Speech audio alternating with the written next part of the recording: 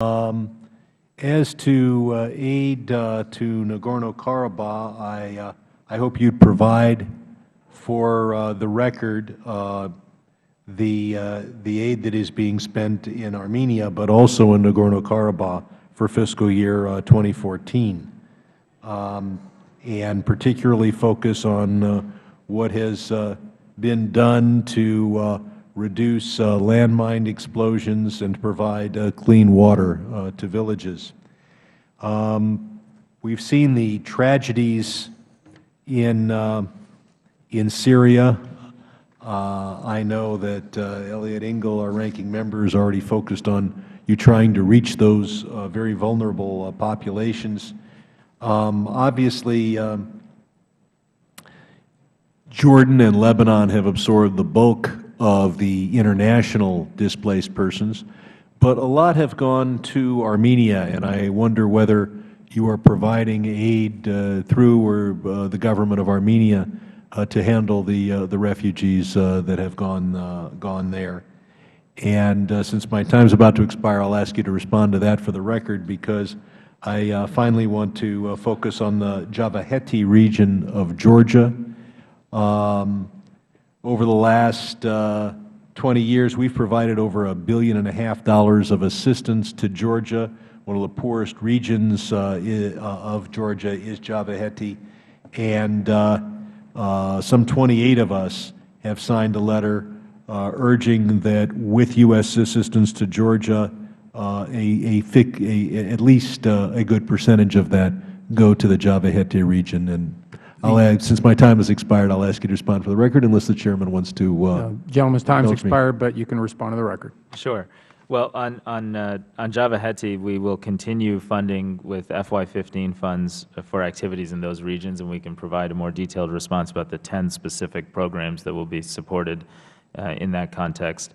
On Nagorno-Karabakh, I'll just note that in the FY15 budget, the resources to support that effort are labeled in the Eurasia regional account. So our team will follow up to make sure that it's clear how we're going to deploy those resources and the specific results we've already achieved and expect to achieve on demining and on potable water in particular, which have been areas of focus for that implementation.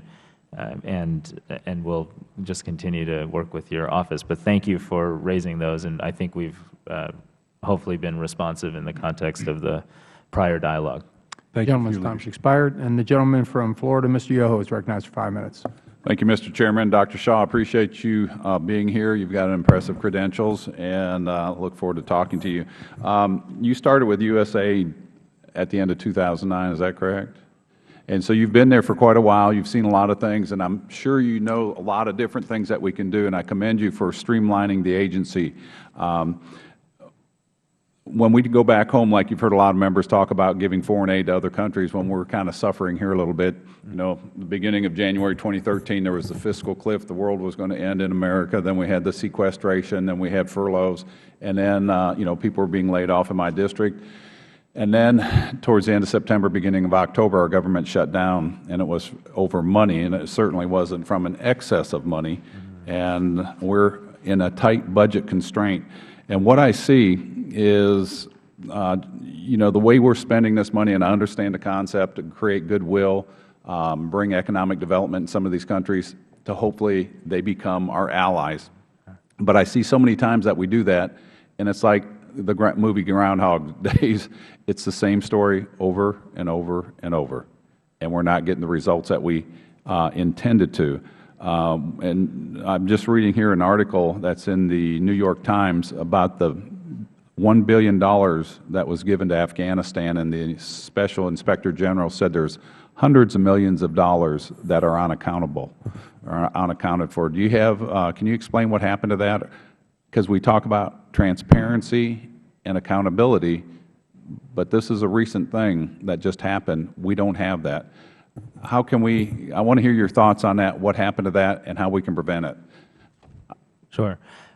Sir, I can't speak to that specifically because I'm not sure which pots of money that's referring to, but let me just say about Afghanistan in general. The USAID component of the investment has been about 2 to 3% of the total cost of our global engagement in Afghanistan. And for that 2 to 3%, we have helped to ensure that more than 8 million kids go to school, including more than 3 million girls, compared to almost no girls before. We've helped to make sure that 65 or so % of the population has basic access to health services, not comprehensive high-order health care, but vaccines, clean water, pills, and things like that. And that has led to the fastest and most sustained reduction in child death